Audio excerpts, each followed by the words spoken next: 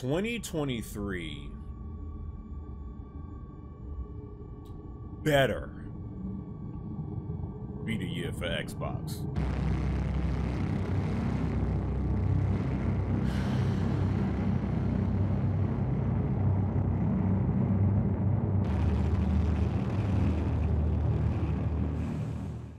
I mean, bro, let's be honest. Let's be all the way 1000% real.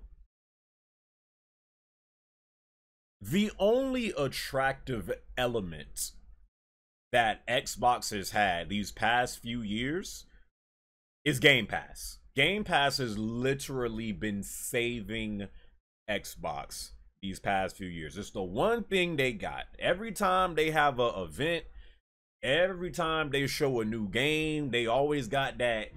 Also on Game Pass, they always got that Game Pass attached to it. It's the one thing that if games ain't coming, you could at least rely on. Hey, I got my Game Pass. I got my Game Pass. Game Pass. Game Pass. Got it on my PC and my Xbox. The one thing, the one bright spot that Xbox has. At the end of the day, their constant weak point. And this is going back to hell, the original, the true Xbox One. This is going back to that. Xbox's weak point has always and forever will be, until they finally address this situation, the games. Where the video games? Going back to Xbox 360, that was prime days of Halo, prime Gears. You know, Xbox Live was like a freaking revolutionary online service at that time. They had Forza, they had Fable. You know, they had some stuff going on about them, and Halo and Gears were in their prime years. You fast forward to today, Halo is a shell of itself. Still got a few fans that like it, but that's a whole nother I don't want to talk about Halo anymore. It always brings up trauma. Gears of War, same deal. It's a shell of itself. Forza is Forza. Fable, they got a new one coming, but Lord knows when that's going to be. The games that Xbox could always truly fall back on and rely on are no longer there. And I remember this was starting to happen towards the ending of the Xbox 360 phase. Like, Halo and Gears are starting to fall off towards the end of that generation, and they have done nothing to address it since. They still try to fall back on them trash behind games, and they're nowhere near what they used to be, and they just have not addressed the situation. So over the years, what has Microsoft and Xbox done? They've did what they do best. They go inside of their wallets and they just acquire they acquire or buy out all these studios and say, hey, you're going to make games for us. The problem is, since they've been doing this, they have little to nothing to show for it.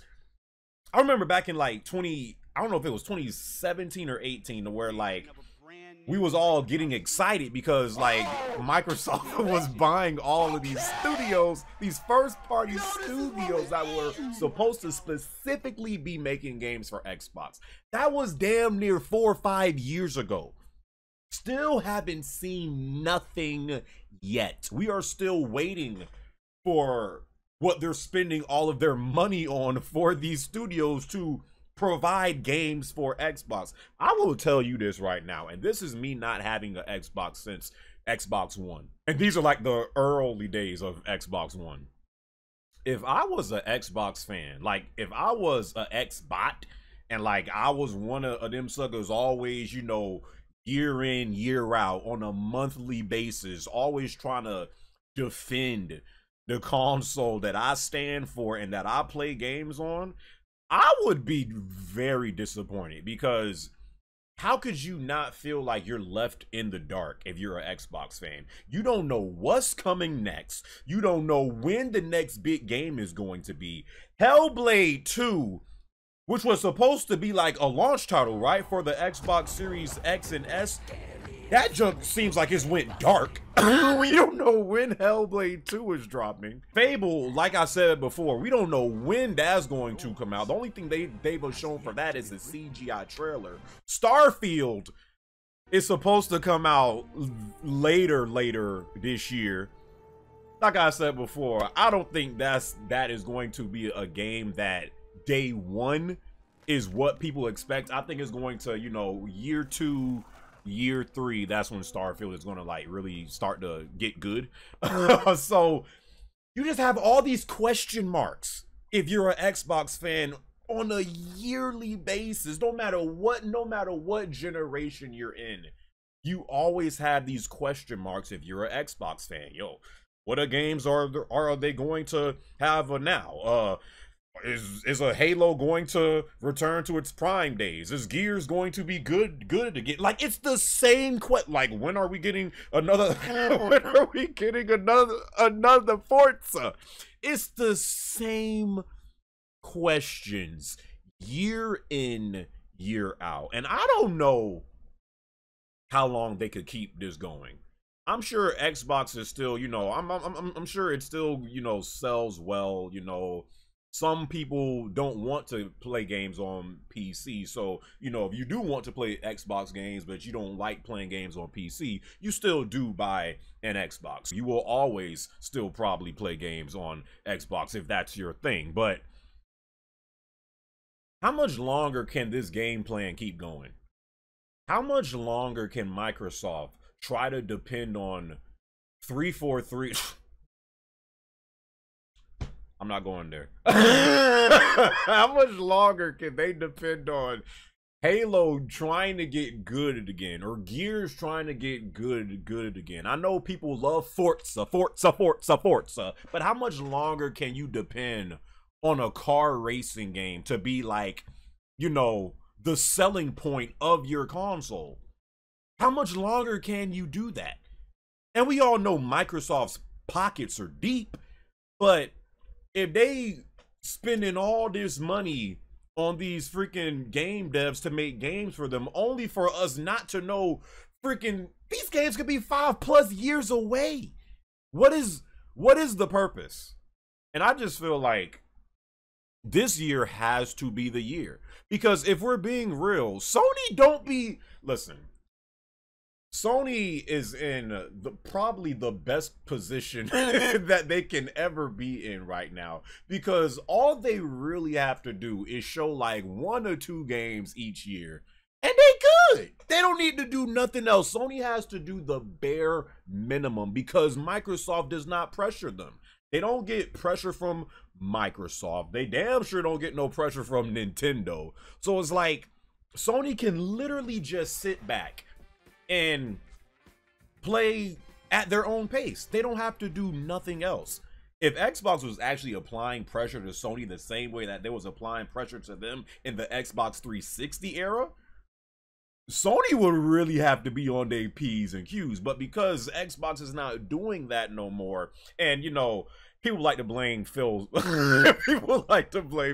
Spencer for this junk. At the end of the day, bro, all Phil Spencer is the spokesperson. He's supposed to get you excited for the future of the Xbox brand. This sucker is not in these freaking game studios developing these games. What really can Phil Spencer do at the end of the day? He cannot correct the ongoing problem that Xbox has had for years now. It doesn't matter if you have Don Matrick, the prophet. It doesn't matter if you have Phil Spencer. Until they address this situation and finally fix this problem, Game Pass is only going to last you so long. Putting out a new Forza every year is only going to last you so long. They have to do something, bro. They have to do something. This is the only thing that holds Xbox back. Xbox is right there with PlayStation, if not better. You could make the argument. The one thing that always holds them back is the same thing we be talking about regardless of the generation.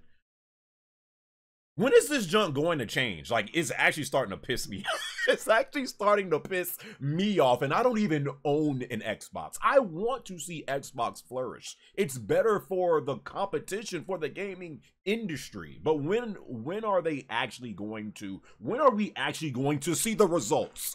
When?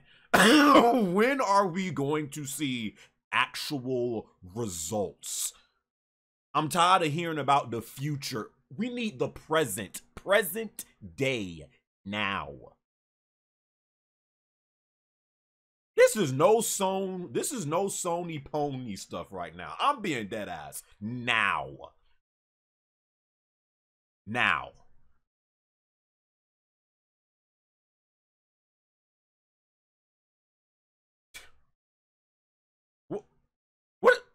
What y'all think?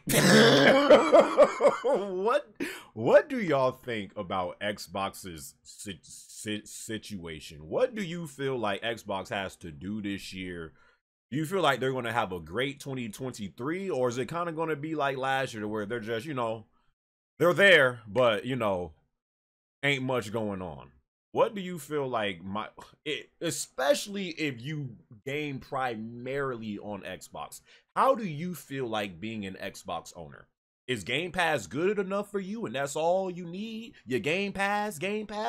Or are you actually starting to get impatient because of just the way they are handling the actual gaming on Xbox? Let me know all that down in the comment section below.